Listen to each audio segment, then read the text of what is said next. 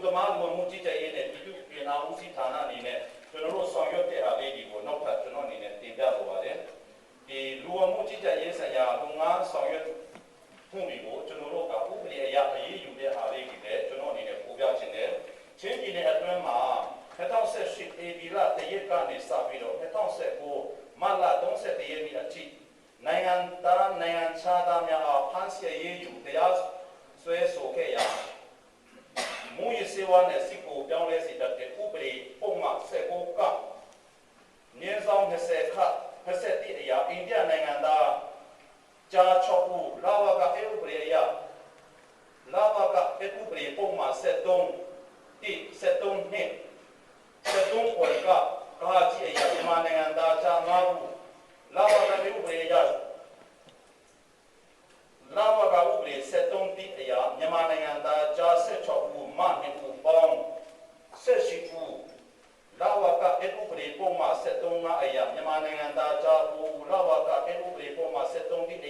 အိန္ဒိယနိုင်ငံသားကြားနှစ်ဦးစုစုပေါင်း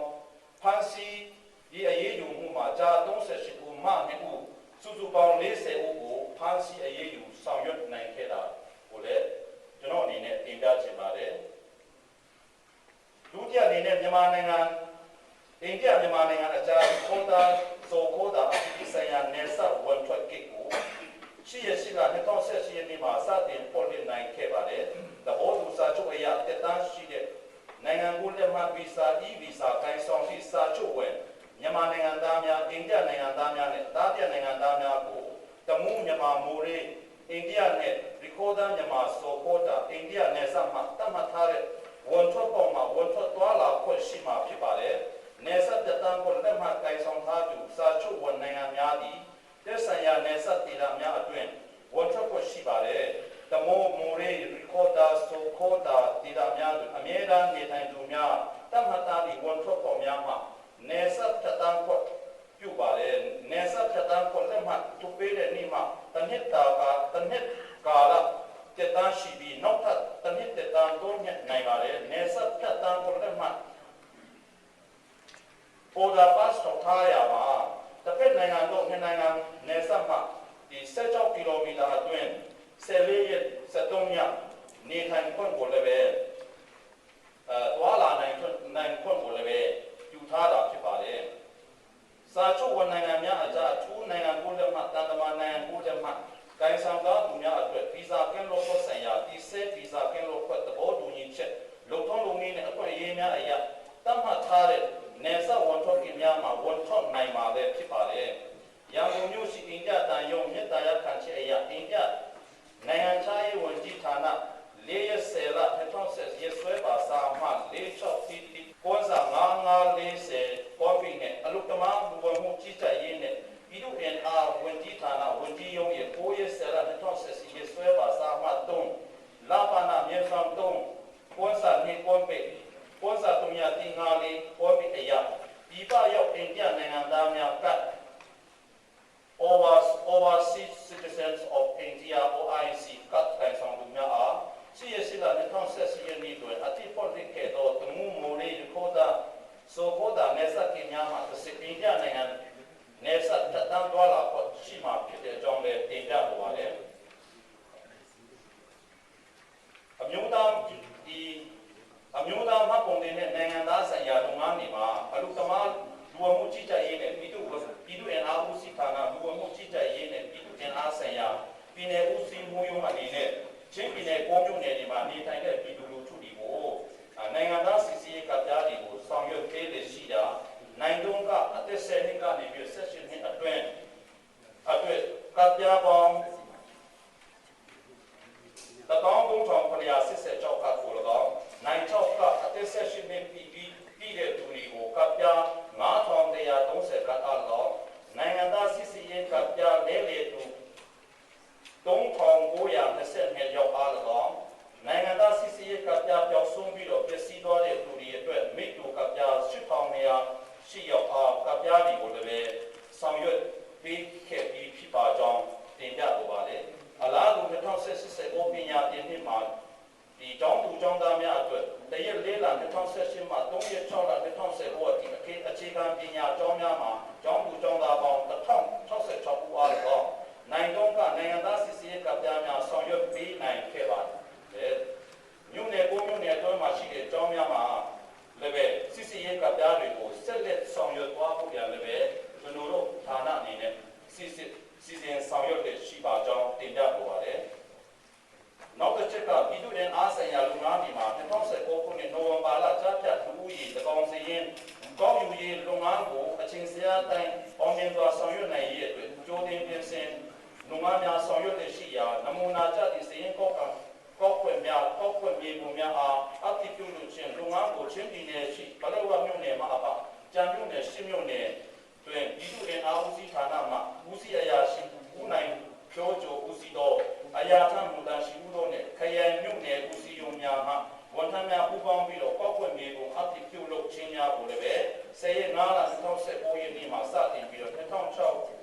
နေ့ရက်6လ2019ရက်နေ့အထိဝန်ဆင်ဆောင်ရွက်ခဲ့ပြီးဖြစ်ပါကြောင်းတင်ပြလိုပါတယ် စွာပေါက်ဖွင့်မြေပုံ